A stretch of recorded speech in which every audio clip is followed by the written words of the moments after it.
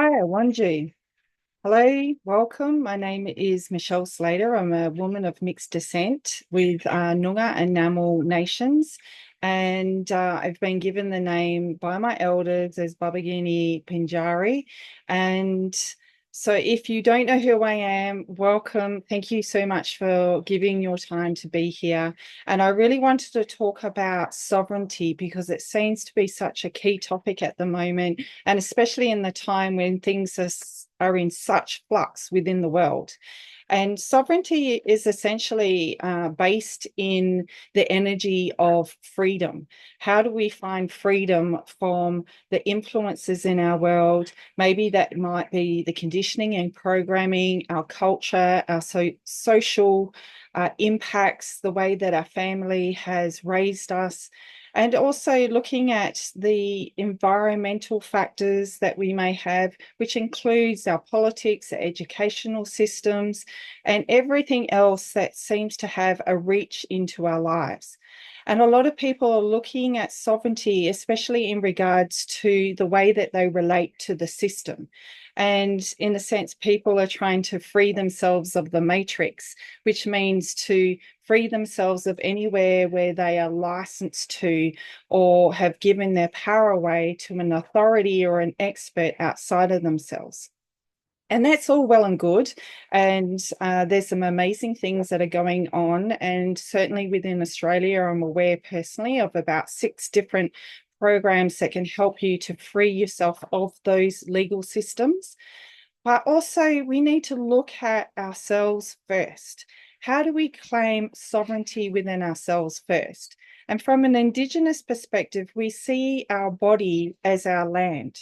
We see where we land things, where we allow the divine source creator to come in through us and land within our original blueprint, within our original creation. And it's through our life experiences that our original creation gets covered up with the cultural conditioning, the belief systems, the thoughts, the ideas, the things that we take on from others, including a whole lot of blame and judgment and whole other range of things that do not serve us at any level. So I'm going to speak to some of the ways in which we give our sovereignty away, and we have to start at the energetic level. Because if we aren't clear within our own energetic field, that is the foundation upon which our thoughts, our emotions, and our physicality are built. It is that underlying in the law of order, it is first. It's the energy that we give something. So let's look at where we invest our energy. And often we invest our energy into outside sources, when we don't ever actually come back to our own inner compass, our own heart, and be able to feel into, to sense and to decide what serves us best. And a good example is that everywhere we give our power away to the political system. So if you've been rocked by any changes in the politics recently, it means you've given your power outside of yourself and you haven't claimed that within. If you have been given your power to the education system, so you feel that unless you have certain certification or academia or qualifications in order to prove who you are as a person, then you've put your value outside of yourself and you've given your power to a system that is actually created to bring in competition, comparison, and an outside way of making you feel less than. What about where within your family system, where you're still tied into family dynamics and your emotional and mental state get influenced by what another person thinks of you or what they may say to you or how they behave?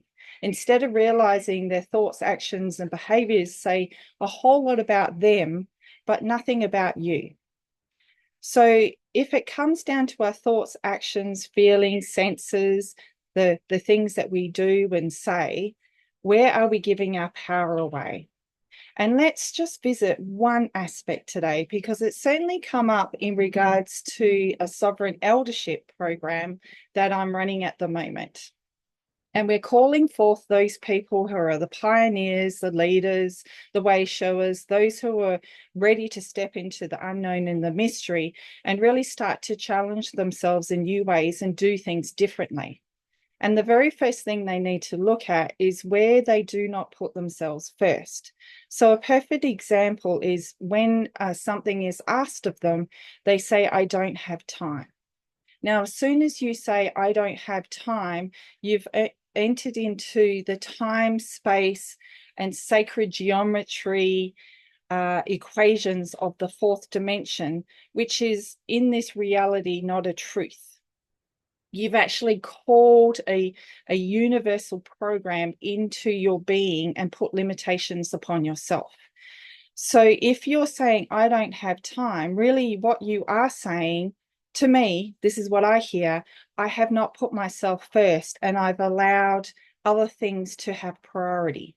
So where are you giving priorities to other things and not yourself? If you do not invest into yourself first, you cannot allow source, creation to flow through you and to gift to you everything that you need. You are not generating, you are regenerating. You are putting the energy outside of you, waiting to be able to receive more time before you put into action what you need to invest into yourself.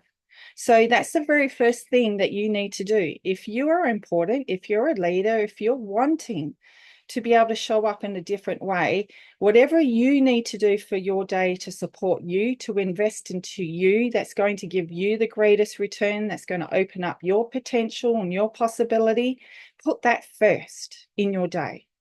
And it doesn't matter what tries to come in to interfere. It doesn't matter what is all of a sudden an emergency or what drama or trauma or experience or situation tries to call you away from it. It's about learning energetic boundaries and saying, no, I am first. And at first, you're going to get pushback on that. People are going to test your boundaries because they're used to you putting everybody else first and not yourself. So sit with that, feel that. Have a look at all the things that you wanted to be and do and achieve today and how they got put to the end of the list by the end of the day, or they didn't even get done because everything else interfered with it. This is where you have to get really strict with yourself and reprogram your own inner world so that you can land within you the true value of who you are by putting yourself first. And especially when you've come from a experience or a way of being in which your service to the world and the change that you want to be is about how you can help others. Well, that's changed now. In this next evolution, it is about how I change things within myself, where will then ripple out the changes into the world. I am no longer exchanging my energy into this world and creating outside of myself. I'm going to create it all within me first. And through that inner transformation, my outer reality will shift and change to meet that.